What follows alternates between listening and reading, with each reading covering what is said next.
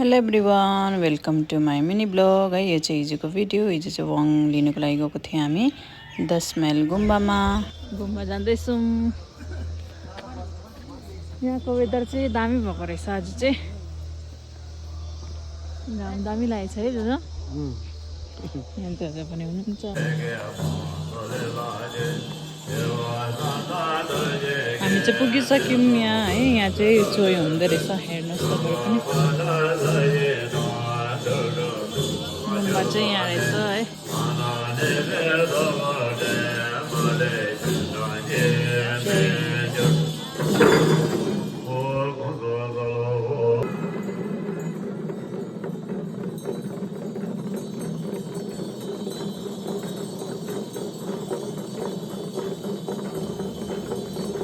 रिम्बुर्छे चाहिँ यहाँ पर आउनुहुन्छ है।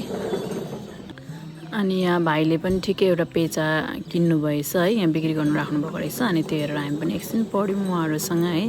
त्यसको बादमा हामी 11 बजीतिर पुगेको थियौँ। अनि एकछिन पढिसक्दा ओर्दा लन्च ब्रेक पनि भयो। अनि लन्च ब्रेक भएको बादमा चाहिँ हामी यहाँ ठिकै लासेमहरूमा हामीले पनि साङहरू लिएको थियौँ, त्योहरू चढायौँ, पूजाहरू गऱ्यौँ। अनि यो गुम्बा चाहिँ हेर्नुहोस् न, 200 वर्ष पुरानो गुम्बा उहाँ रिम्बुर्छेको है। पहिला उहाँको यहाँ बनाउनु भएको रहेछ है।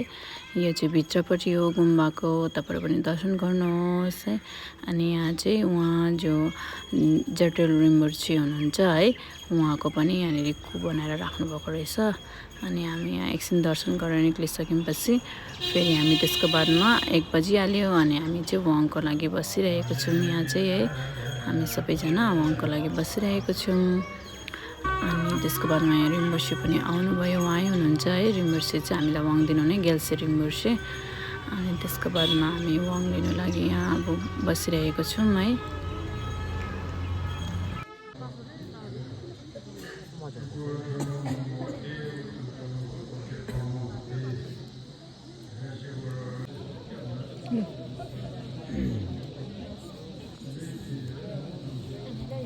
त्यसको बादमा चाहिँ उहाँ रिम्बुर्छे नै आफ्नो आफ्नो जग्गामा आएर दिनुहुन्छ भन्नुभएको थियो। वाङ चाहिँ हामीले आफ्नो आफ्नो जग्गामा बस्नु भन्नुभएको थियो।